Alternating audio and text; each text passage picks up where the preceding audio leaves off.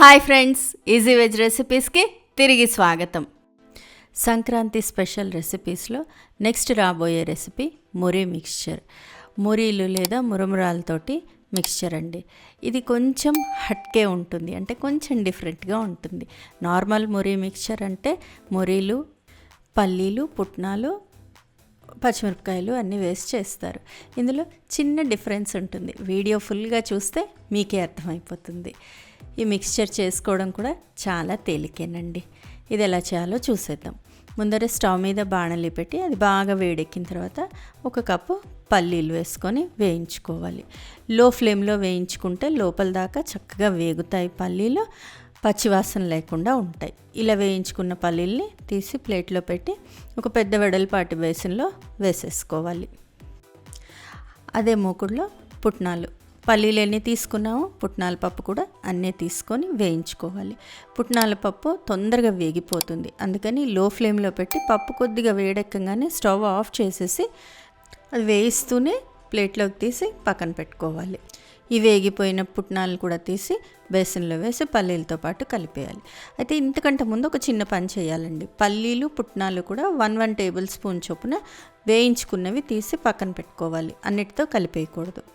తర్వాత అదే మూకుడు మళ్ళీ వేడెక్కించుకొని నువ్వుల పప్పు వేయించుకోవాలి. పల్లీలు, పుట్నాలు ఎంత తీసుకున్నామో అదే మెజర్మెంట్ నువ్వుల పప్పు కూడా తీసుకోవాలి. నువ్వుల పప్పు కూడా తొందరగానే వేగిపోతుంది లో ఫ్లేమ్లో. అవి కొంచెం చిటపట్లాడుతూ ఉన్నప్పుడు తీసేసేయాలి. తీసేటప్పుడు ముందరగా 1 చెంచాడు తీసి పక్కన పెట్టుకోవాలి. తర్వాత మిగిలినవన్నీ కూడా పల్లీలు, పుట్నాలతో పాటు కలిపేసుకోవచ్చు. తర్వాత మళ్ళీ మూకుడు వేడి చేసుకొని అందులో ఎండు కొబ్బరి ఇలా చిన్నగా సన్న ముక్కలు కట్ చేసుకొని లో ఫ్లేమ్లో పెట్టి వేయించుకోవాలి. ఎండు కొబ్బరి కొంచెం రంగు మారేదాకా వేయించుకుంటే బాగుంటుంది.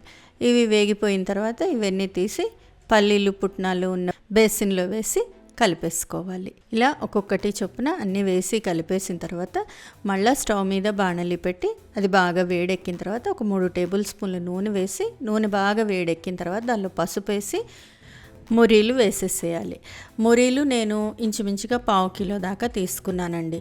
అందులో హాఫ్ పోర్షన్ ముందర వేసాను. అవి ఒకసారి బాగా కలిపిన తర్వాత మిగతా హాఫ్ పోర్షన్ వేసేసాను. అంటే పసుపు అంతటికి పట్టుకోవాలి అంటే ఇలా భాగాలుగా వేసుకుంటే కరెక్ట్గా చక్కగా పసుపు అంతా పట్టుకుంటుంది.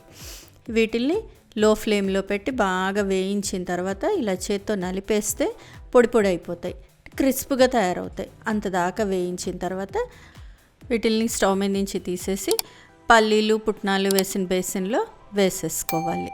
మిక్సీ జార్ తీసుకొని పక్కన పెట్టుకున్నాం కదండి పల్లీలు, పుట్నాలు అలాగే నువ్వులు, అవి మిక్సీ జార్లో వేసుకొని మెత్తగా పొడి చేసుకోవాలి. మరీ మెత్తగా చేసేసుకోక్కర్లేదు, కొంచెం బరక ఉన్నా పర్వాలేదు. ఒకసారి గ్రైండ్ చేసుకున్న తర్వాత దీనిలో ఒక 5-6 వెల్లుల్లిపాయలు కూడా వేసి ఒకసారి మళ్ళీ గ్రైండ్ చేసుకోవాలి. వెల్లుల్లిపాయ వాసన నచ్చదంటే స్కిప్ చేసుకోవచ్చు. ఇలా గ్రైండ్ చేసుకున్న ఈ పొడిని బేసిన్లో రెడీగా పెట్టుకున్న మురుమురాల్లో వేసేసుకోవాలి. తర్వాత మళ్ళీ స్టవ్ మీద నూనె వేసి నూనె బాగా వేడెక్కిన తర్వాత పొడుగ్గా చీల్చుకున్న పచ్చిమిరపకాయలు వేసి వేయించుకోవాలండి. 5-6 పచ్చిమిరపకాయలు వేసుకుంటే కారానికి తగ్గట్టుగా, అంటే బాగా కారంగా కావాలి అంటే ఎక్కువ వేసుకోవాలి, మీడియంగా అయితే ఒక 5-6 అయితే సరిపోతాయి. వేసి వీటిల్ని బాగా వేయించుకోవాలి. పచ్చిమిరపకాయలు బాగా క్రిస్ప్గా అయిపోయిన తర్వాత కరివేపాకు కూడా వేసేసి కరివేపాకు కూడా క్రిస్ప్గా అయ్యేదాకా వేయించుకోవాలి. చూడండి, ఇలా రంగు మారి బాగా క్రిస్ప్గా కరకరలాడుతున్నట్టు అయిపోతాయి కదా, అంత దాకా వేయించుకున్న తర్వాత ఈ వేయించుకున్న పచ్చిమిరపకాయలు, కరివేపాకుని మురి మిక్స్చర్లో వేసేసి కలిపేసుకోవాలి. ఇప్పుడు రుచికి సరిపడా ఉప్పు కూడా వేసేసి ఒకసారి బాగా 2 గరిటెలు పెట్టి కలుపుకుంటే మురి మిక్స్చర్ రెడీ అయిపోతుందండి. మనం వేసిన మసాలా అలాగే పల్లీలు, పుట్నాలు, నువ్వులు అడుగు నుండిపోయినవన్నీ పైకి వచ్చేటట్టుగా కింద నుంచి పైకి బాగా కలుపుకోవాలి. 2 గరిటెలు పెట్టి కలిపితే చక్కగా అన్నిటికీ మసాలా అంటుకుంటుంది, అలాగే చక్కగా కలుస్తాయి. ఇంతే సింపుల్గా ఇంట్లో ఉండే ఇంగ్రీడియంట్స్తో చక్కగా టేస్టీగా టీ టైమ్ స్నాక్ రెడీ అయిపోతుందండి. ఇది పిల్లలకు కూడా నచ్చుతుంది. అటొచ్చి ఇటొచ్చి ఆ పల్లీలు కొబ్బరి ఏరుకొని తింటారు. పెద్ద కారం కూడా ఉండదు. సంక్రాంతి పండుగకి చేసుకునే మరో సింపుల్ రెసిపీ. ఇలాంటివే మరిన్ని సింపుల్ రెసిపీస్ ఉన్నాయి మన ఛానల్లో. వాటి లింక్స్ కింద డిస్క్రిప్షన్లో ఇస్తాను, చూడొచ్చండి.